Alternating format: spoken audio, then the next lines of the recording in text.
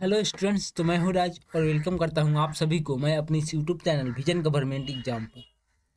तो स्टूडेंट्स, यदि आप भी इस चैनल पर एक न्यू लर्नर्स है तो इस चैनल को like, subscribe, share and bell icon को प्रेस करना ना भूलें, ताकि इसके बाद जो भी वीडियो अपलोड किया जाए तो इसके नोटिफिकेशन आपके पास पहुँचे और आप इजीली इस वीडियो को एक्सेस कर सकें। तो स्टूडेंट्स,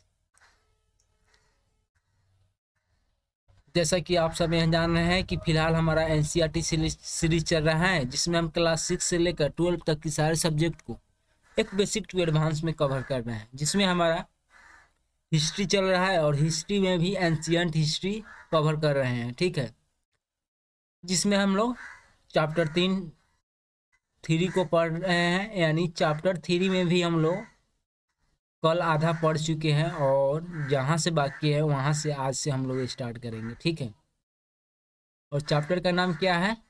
तो चैप्टर का नाम है, चैप्टर 3 है और चैप्टर का नाम है बंधुत्व, जाति तथा वर्ग, और एक क्लास 12 का एनसीईआरटी है जिसमें एंशियंट हिस्ट्री को कवर किया गया है। ठीक है, तो चलिए आज हम लोग जहाँ कल से बाकी था वहाँ से हम लोग स्टार्ट करेंगे।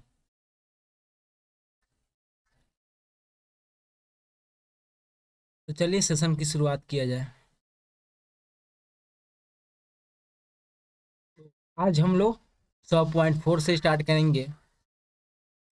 जन्म के परे संसाधन और प्रतिष्ठा, तो यहाँ से हम लोग स्टार्ट करेंगे।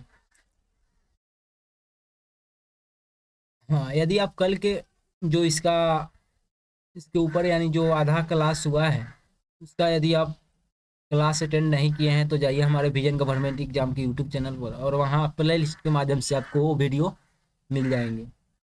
तो पहले उस वीडियो को आप लोग देख लीजिए, तब इसको देखिएगा। ठीक है, यदि आप अध्याय 2 में वर्णित आर्थिक संबंधों पर विचार करें तो देखेंगे कि दास, भूमिहीन, खेतिहार मजदूर, शिकारी, मछुआरे, पशुपालक, किसान, ग्राम मुखिया, शिल्पकार, वणिक और राजा सभी का उपमहाद्वीप के विभिन्न हिस्सों में सामाजिक अभिनायक के रूप में उद्भव हुआ। उनके सामाजिक स्थान इस बात पर निर्भर करते थे कि आर्थिक संसाधनों पर उनका कितना नियंत्रण है। अब हम विशेष संदर्भों में इस बात का परीक्षण करेंगे कि संसाधनों पर नियंत्रण के क्या सामाजिक आशय थे, यानी जो राजा या जो भी लोग थे जो जो संसाधन पर नियंत्रण रखते थे, तो उनके आशय क्या थी, यानी संसाधन पर नियंत्रण रखने की उनकी आशय क्या थी। 4.1 संपत्ति पर स्त्री और पुरुष के भिन्न अधिकार, यानी संपत्ति पर स्त्री और पुरुष के अलग अलग अधिकार। अब हम महाभारत के एक महत्वपूर्ण प्रकरण पर विचार करेंगे। कौरव और पांडव के बीच लंबे समय से चली आ रही प्रतिस्पर्धा के फलस्वरूप दुर्योधन ने युधिष्ठिर को धूत धूत क्रीड़ा के लिए आमंत्रित किया। युधिष्ठिर ने अपने प्रतिद्वंदी द्वारा धोखा दिए जाने के कारण इस धूत कीड़े में स्वर्ण, हस्ती, रथ, दास, सेना, कोष, राज तथा अपनी प्रजा की संपत्ति, अनुजों और फिर स्वयं को भी दांव पर लगा दिया। जब धूत क्रीड़ा का आमंत्रण किया गया था तो उसमें क्या हुआ कि जो जो पांडवों की तरफ से जो युधिष्ठिर थे और उनके तरफ से कौन थे, तो दुर्योधन थे। कौरव की ओर से दुर्योधन थे। तो जब धूत क्रीड़ा आरंभ हुआ तो उसमें युधिष्ठिर ने दाव पर क्या क्या लगा दिया, तो दाव पर उसने स्वर्ण, हस्ती, रथ, दास, सेना, कोष, राज तथा अपनी प्रजा को भी दाव पर लगा दिया और अपनी सारी संपत्ति को दाव पर लगा दिया, और यहाँ तक कि अपने भाई को भी, अपने छोटे भाई को भी दाव पर लगा दिया गया। और इसके उपरांत उन्होंने पांडवों की सहपत्नी द्रौपदी को भी दाव पर लगाया, और लास्ट में सब कुछ हारने के बाद में अपनी सहपत्नी यानी पांचों की पत्नी द्रौपदी को भी दांव पर लगा दिया गया और उसे भी हार गए उस द्रुत क्रिया में। तो एक बात आप लोग को हम यहाँ बतला देते हैं कि जो ये जुआ होता है, ये क्या था, वो एक प्रकार का जुआ था। जुआ किसी का नहीं होता है, क्योंकि जब हम जुआ खेलते हैं और चाहे हम जीते और चाहे हारे, हमें ऐसा लगता है कि अब हम जीतेंगे, अब हम जीतेंगे, और ऐसे में हम लोग पता नहीं कितने हार जाते हैं। ठीक है, तो जुआ कभी भी नहीं खेलना चाहिए। और ये अच्छी सीख कहाँ से मिलती है? तो ये महाभारत से ही मिलती है। और महाभारत में ही युधिष्ठिर को सबसे बड़ा जुआबाज कहा गया है। ठीक है, तो संपत्ति के स्वामित्व के मुद्दे जो इन कहानियों में वर्णित है, धर्मसूत्र और धर्मशास्त्रों में भी उठाए गए हैं। मनुस्मृति के अनुसार पैतृक जायदाद का माता पिता की मृत्यु के बाद सभी पुत्रों के समान रूप में बंटवारा किया जाना चाहिए, किंतु ज्येष्ठ पुत्र विशेष भाग का अधिकारी था। स्त्रियां इस पैतृक संसाधन में हिस्सेदारी की मांग नहीं कर सकती थी। जो पैतृक संपत्ति था उसमें माता पिता की मृत्यु के बाद में पुत्र क्या करता था? पुत्र आपस में बांट सकते थे। ठीक है, लेकिन उसमें जो ज्येष्ठ पुत्र होता था उसका एक विशेष अधिकार होता था। ठीक है, और स्त्रियां इस पैतृक संसाधन में हिस्सेदारी की मांग नहीं कर सकती थी, और जो स्त्री लोग होती थी वे इस पैतृक संसाधन में हिस्सेदारी की मांग नहीं कर सकती थी।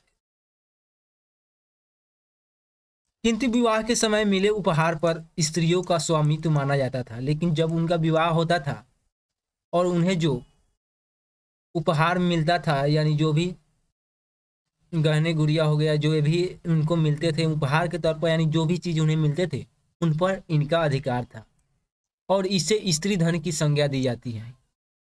जो स्त्री को अपने विवाह के समय में जो भी उपहार मिलते हैं उसे स्त्री धन कहा जाता है। ठीक है, इस संपत्ति को उनकी संतान की विरासत के रूप में प्राप्त कर सकती थी और इस पर उनके पति का कोई अधिकार नहीं होता था। किंतु मनुस्मृति स्त्रियों को पति की आज्ञा के विरुद्ध पारिवारिक संपत्ति अथवा स्वयं स्वयं अपने बहुमूल्य धन के गुप्त संचय के विरुद्ध भी चेतावनी देती है।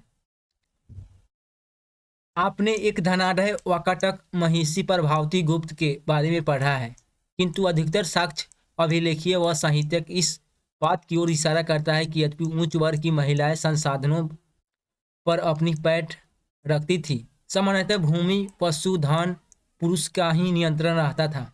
सामान्यतः क्या होता था कि संपत्ति पर अधिकतर पुरुष का ही नियंत्रण होता था। कभी कभार ऐसा देखा जाता है, अपवाद में ऐसा देखा जाता है, जैसे प्रभावतीय गुप्त का ही ले लीजिए, तो रानी थी इसलिए उसका संपत्ति पर अधिकार हो गया था। दूसरे शब्दों में स्त्री और पुरुष के बीच सामाजिक हैसियत की भिन्नता संसाधनों पर उनके नियंत्रण की भिन्नता की वजह से अधिक प्रखर हुई।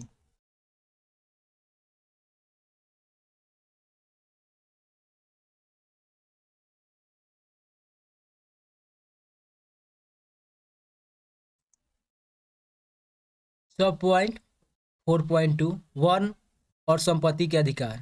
वर्ण और संपत्ति के अधिकार। ब्राह्मणीय ग्रंथों के अनुसार संपत्ति पर अधिकार का एक और आधार वर्ण था। तो ब्राह्मणीय ग्रंथों के अनुसार संपत्ति पर अधिकार का एक और आधार क्या था? तो वर्ण था। जैसा हमने पहले पढ़ा है कि शूद्रों के लिए एकमात्र जीविका ऐसी सेवा थी। जो शूद्र था, जो सबसे चौथे पायदान पर था, यानी लास्ट में उनका स्थान था, तो उनका क्या था? ऊपर के 3 वर्णों का सेवा करना था, जिसमें हमेशा उनकी इच्छा शामिल नहीं होती थी। हालांकि 3 उच्च वर्णों के पुरुष के लिए भिन्न भिन्न जीविकाओं का भी संभावना रहती थी। यदि इन सब विधानों को वास्तव में कार्यान्वित किया जाए तो ब्राह्मण और क्षत्रिय सबसे धनी व्यक्ति होते थे। जो जो वर्ण व्यवस्था थे उसमें जो 4 प्रकार के वर्ण को बारे में बतलाया गया था, तो उसमें ऊपर के जो क्षत्रिय और ब्राह्मण थे वे धनी व्यक्ति होते थे। यह तथ्य कुछ हद तक सामाजिक वास्तविकता से मेल खाता है। साहित्यिक परंपरा में पुरोहित और राजाओं का वर्णन मिलता है, जिसमें राजा अधिकतर धनी चित्रित होते थे। पुरोहित भी सामान्यतः धनी दर्शाए जाते थे। हालांकि अदा कदा निर्धन ब्राह्मण का भी चित्रण मिलता है। एक और स्तर पर जहां समाज के ब्राह्मणीय दृष्टिकोण को धर्मसूत्र और धर्मशास्त्र में संहिताबद्ध किया जा रहा था, अन्य परंपराओं ने वर्ण व्यवस्था की आलोचना प्रस्तुत की। इनमें से सर्वविदित आलोचनाएं प्रारंभिक बौद्ध धर्म में विकसित हुई, जो लगभग 6ठी शताब्दी से जो लगभग 6ठी शताब्दी ईसा पूर्व से। बौद्ध ने इस बात को अंगीकार किया कि समाज में विषमता मौजूद थी, किंतु यहाँ भेद न तो नैसर्गिक थे और न ही अस्थायी। बौद्धों ने जन्म के आधार पर सामाजिक प्रतिष्ठा को अस्वीकार किया।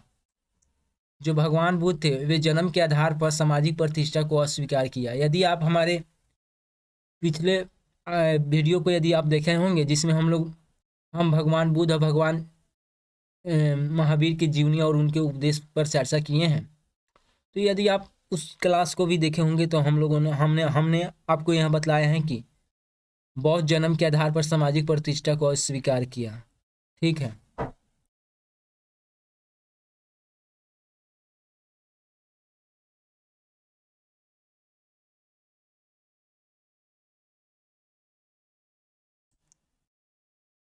सब पॉइंट 4.3 एक वैकल्पिक सामाजिक रूपरेखा संपत्ति में भागीदारी।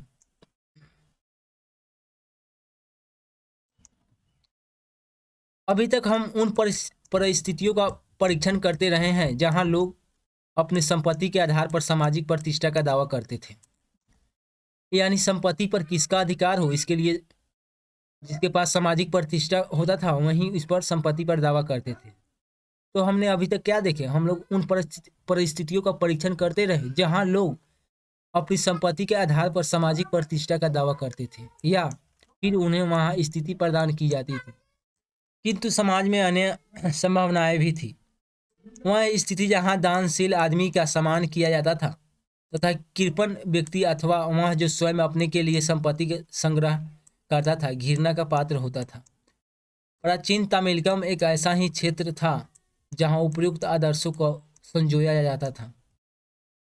जैसा हमने पहले पढ़ा है कि इस क्षेत्र में 2000 वर्ष पहले अनेक सरदारियां थीं। 2000 वर्ष पहले कहाँ? तमिल क्षेत्र में अनेक सरदारियां थीं। यह सरदार अपने प्रशंसा गाने वाले चारण और कवियों के आश्रयदाता होते थे। तमिल भाषा के संगम साहित्यिक संग्राम में सामाजिक और आर्थिक संबंधों को अच्छा चित्रण है, जो इस ओर इंगित करता है कि हालांकि धनी और निर्धन के बीच विषमताएं थी, जिन लोगों को संसाधनों पर नियंत्रण था उनसे यह अपेक्षा की जाती थी कि वे मिल बांटकर उसका उपयोग करेंगे।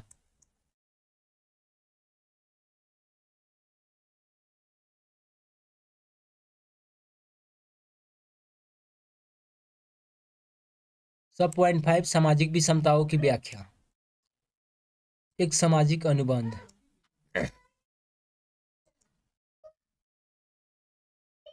बौद्धों ने समाज में फैली विषमताओं के संदर्भ में एक अलग अवधारणा प्रस्तुत की। साथ ही समाज में फैले अंतर विरोधों को नियमित करने के लिए जिन संस्थानों का आवश्यकता थी उस पर भी अपना दृष्टिकोण सामने रखा।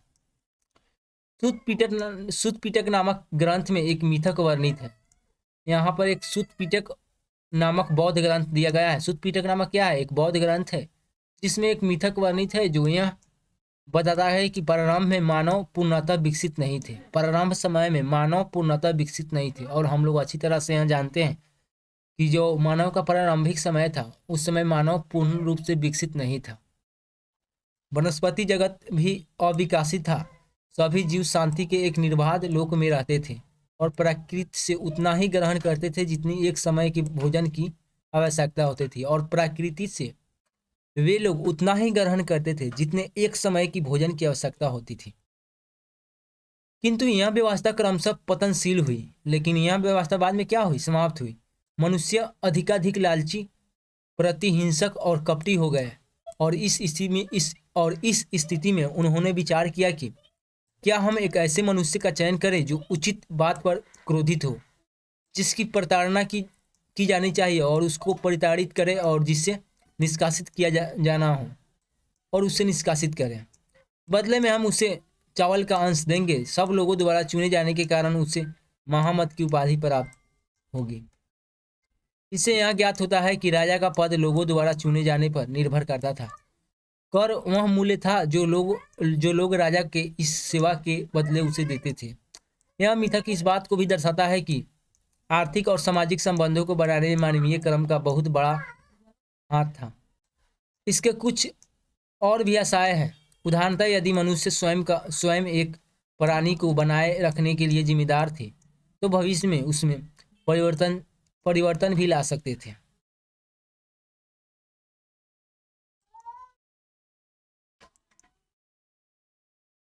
सब पॉइंट 6 साहित्यिक स्रोतों का इस्तेमाल। इतिहासकार और महाभारत। सब पॉइंट 6 साहित्यिक स्रोतों का इस्तेमाल। यदि आप इस अध्याय के स्रोतों को और गौर करें तो आप पाएंगे कि इतिहासकार किसी ग्रंथ का विश्लेषण करते समय अनेक पहलुओं पर विचार करते हैं तथा इस बात का परीक्षण करते हैं कि ग्रंथ किस भाषा में लिखा गया हो। पाली, प्राकृत अथवा तमिल जो आम लोगों द्वारा बोली जाती थी। आम लोगों द्वारा कौन कौन सी भाषा बोली जाती थी? तो पाली, प्राकृत अथवा तमिल जो आम लोगों द्वारा बोली जाती थी, अथवा संस्कृत जो विशिष्ट रूप से पुरोहितों और खास वर्गों द्वारा प्रयोग में लाई जाती थी। जो संस्कृत भाषा था वो विशिष्ट रूप से पुरोहितों और खास वर्गों द्वारा बोली जाती थी, यानी इस संस्कृत भाषा को सब लोग समझ नहीं सकते थे उस समय। आम लोग केवल यही भाषा बोलते थे और समझते थे। कौन कौन? तो पाली, प्राकृत अथवा तमिल। और ये संस्कृत जो भाषा है विशिष्ट रूप से पुरोहितों यानी पंडितों और खास वर्ग द्वारा प्रयोग में लाई जाती थी। इतिहासकार ग्रंथ के प्रकार पर भी ध्यान देते हैं कि क्या यह ग्रंथ मंत्र में थे जो अनुष्ठानकर्ताओं द्वारा पढ़े और उच्चारित किए जाते थे, अथवा यह कथा ग्रंथ थे जिन्हें लोग पढ़ और सुन सकते थे तथा दिलचस्प होने पर जिन्हें दोबारा सुनाया जा सकता था। इसके अलावा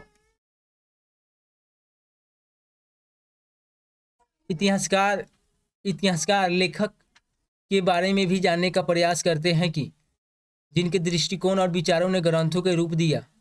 इन ग्रंथों के श्रोताओं का भी इतिहासकार परीक्षण करते हैं कि क्या लेखकों ने अपने रचना करते समय श्रोताओं की अभिरुचि पर ध्यान दिया होगा। इतिहासकार ग्रंथ के संभावित संकुलन, रचना काल और उसकी रचना भूमि का भी विश्लेषण करते हैं। इन संबंध मुद्दों का जायजा लेने के बाद इतिहासकार किसी भी ग्रंथ की विषय वस्तु का इतिहास के पुनर्निर्माण के लिए इस्तेमाल करते हैं। महाभारत जैसे विशाल और जटिल ग्रंथ के संदर्भ में आप कल्पना कर सकते हैं कि यह कार्य कितना कठिन होगा।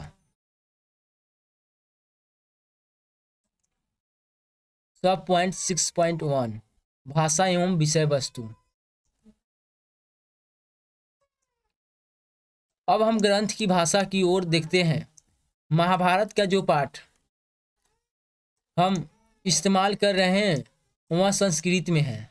जो महाभारत का पाठ है जो हम लोग इस्तेमाल करते हैं वह किस भाषा में है? तो संस्कृत में है। किंतु महाभारत में प्रयुक्त संस्कृत वेदों अथवा प्रशस्तियों की संस्कृत से कहीं अधिक सरल है। अतः यह संभव है कि इस ग्रंथ का व्यापक स्तर पर समझा जाता था। इतिहासकार इस ग्रंथ की विषय वस्तु को दो मुख्य शीर्षकों आख्यान और उद्देशात्मक के अंतर्गत रखते हैं। इतिहासकार इस ग्रंथ को विषय वस्तु को दो मुख्य शीर्षकों आख्यान और उपदेशात्मक के अंतर्गत रखते हैं। आख्यान में क्या होता है कि कहानियों का संग्रह और उपदेशात्मक में भाग में सामाजिक आचार विचार के मानदंडों का चित्रण है। किंतु यह विभाजन पूरी तरह अपने एकांकी नहीं है। उपदेशात्मक अंशों में भी कहानियां होती है और बहुधा आख्यानों में समाज के लिए एक सबक निहित रहता है। अधिकतर इतिहासकार इस बात पर एक मत है कि महाभारत वस्तुतः एक भाग में नाटकीय कथानक था। अधिकतर इतिहासकार क्या मानते हैं? तो अधिकतर इतिहासकार इस बात पर एक मत है कि महाभारत वस्तुतः एक भाग में नाटकीय था जिसमें उपदेशात्मक अंश बाद में जोड़ा गया।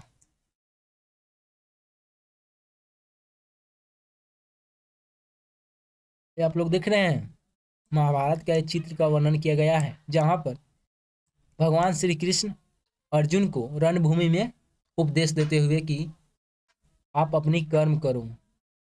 आरंभिक संस्कृत परंपरा में महाभारत को इतिहास की श्रेणी में रखा गया है।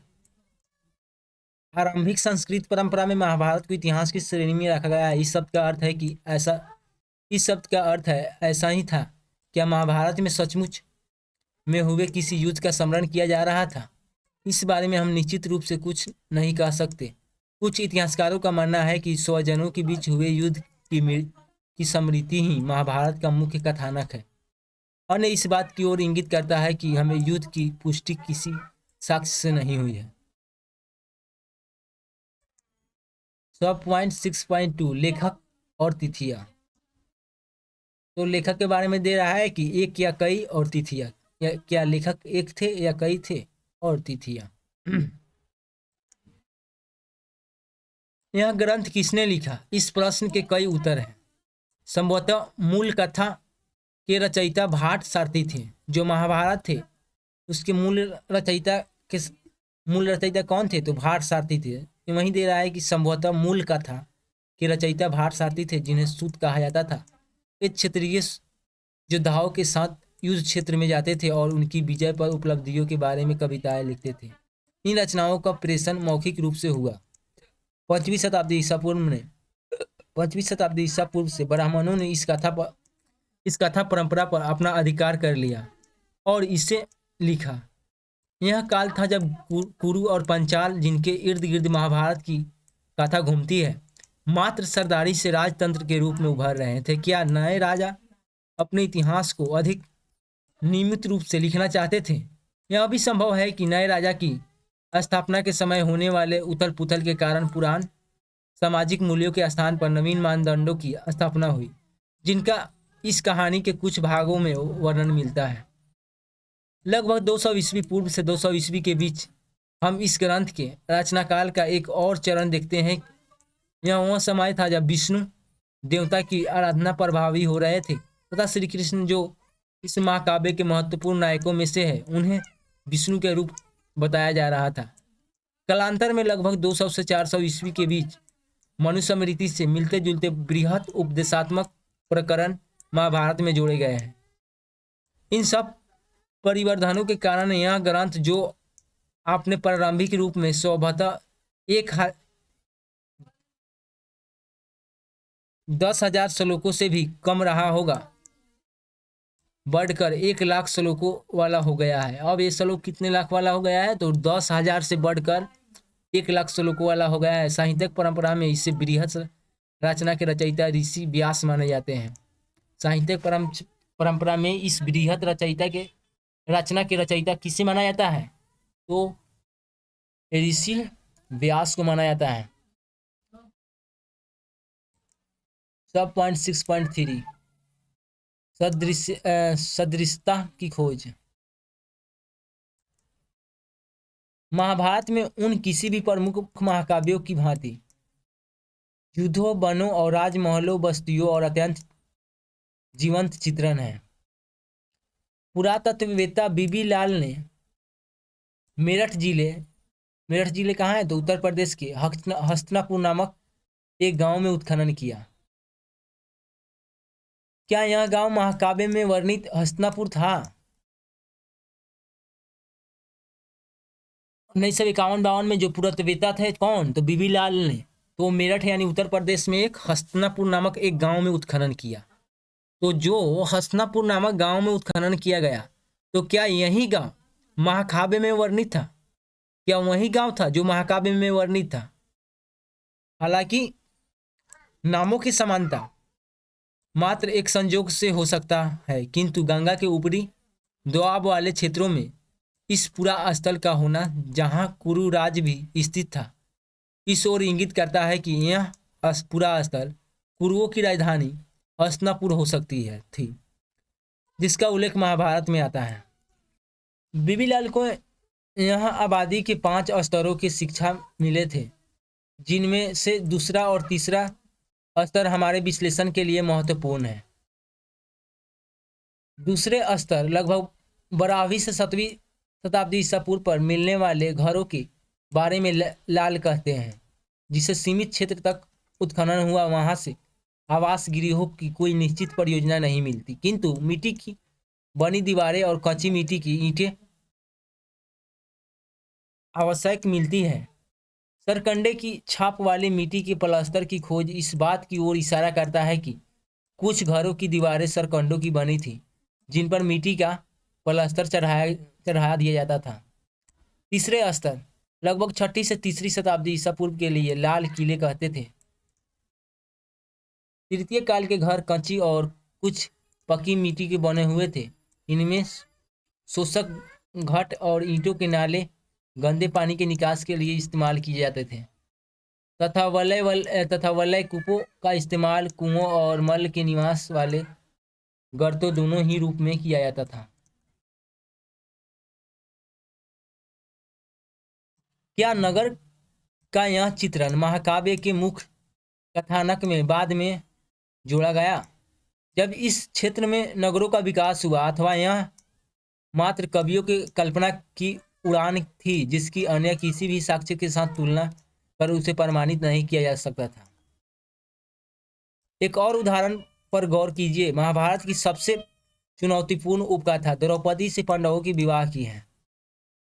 जो महाभारत की सबसे चुनौतीपूर्ण कथा क्या है? द्रौपदी की पांडवों से विवाह, यानी एक औरत थी द्रौपदी और उससे 5 पांडव यानी 5 भाइयों के साथ शादी हुई।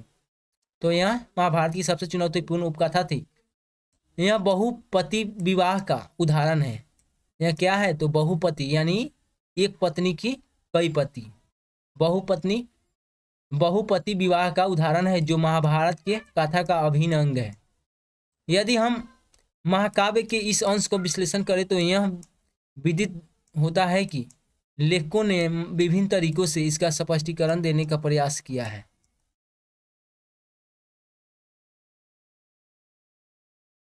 ये द्रौपदी के विवाह में दिया जा रहा है, तो आप लोग इसको पढ़ लीजिएगा, ठीक है।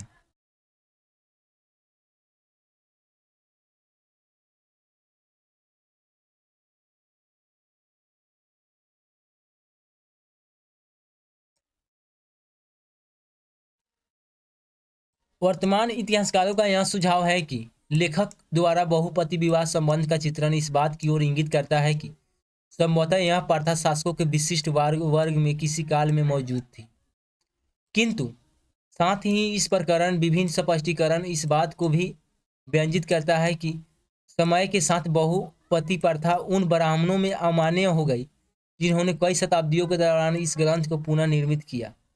कुछ इतिहासकार इस तथ्य की ओर भी ध्यान दिलाते हैं कि यद्यपि ब्राह्मणों की दृष्टि से बहुपति प्रथा अमान्य और अवांछित थी, यह हिमालय क्षेत्र में प्रचलन थी। यह भी कहा जाता है कि कुछ युद्ध के समय स्त्रियों की कमी के कारण बहुपति प्रथा को अपनाया गया। दूसरे शब्दों में कहे तो संकट की स्थिति में इसे अपनाया गया। कुछ आरंभिक स्रोत इस तथ्य की ओर पुष्टि करते हैं कि बहुपति प्रथा ने एकमात्र विवाह पद्धति थी और न ही यह सबसे अधिक प्रचलित थी। फिर क्यों इस ग्रंथ के रचनाकार ने इस प्रथा को महाभारत के प्रमुख पात्रों के साथ अभिन्न रूप से जोड़कर देखा? हमें यह बात ध्यान में रखनी चाहिए कि सृजनात्मक साहित्य की अपनी कथा संबंधी जरूरतें होती है जो हमेशा समाज में मौजूद वास्तविकताओं को नहीं दर्शाती।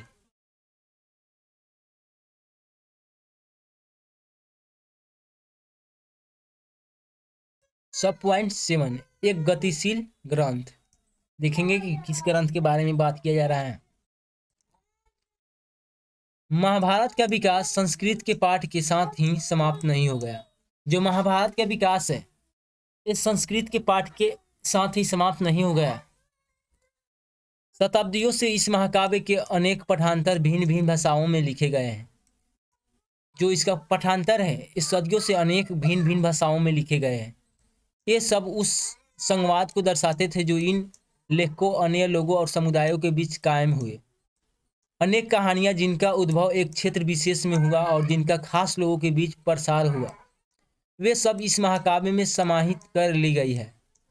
साथ ही इस महाकाव्य की मुख्य कथा की उन पुनः व्याख्या की गई। इसके प्रसंगों को मूर्तिकला और चित्रों में भी दर्शाया गया है। इस महाकाव्य में ने नाटकों और नृत्य कलाओं के लिए भी विषय वस्तु प्रदान की है।